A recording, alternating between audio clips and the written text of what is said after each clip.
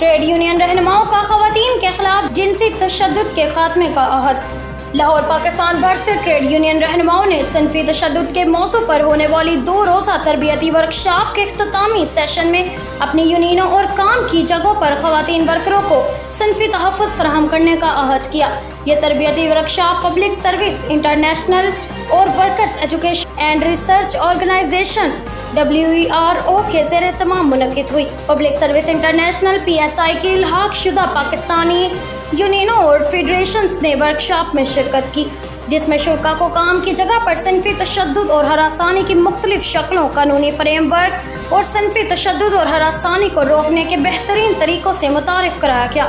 شرکاء نے جنسی ہراسانی کے خلاف پالیسی اور قومی سطح پر توثیق کے لیے مہم چلانے کے لیے ایک ایکشن پلان کا مسودہ تیار کیا۔ ورکشاپ کی نظامت طاہرہ حبیب نے سر انجام دی، جبکہ سابق مشیر محنت ڈاکٹر جاوید گل، لیلا اظہر اور دیگر مزدور رہنما عبداللطیف نظامانی، سلطان خان اور میر ذوالفقار علی نے بھی شرکاء سے خطاب کیا۔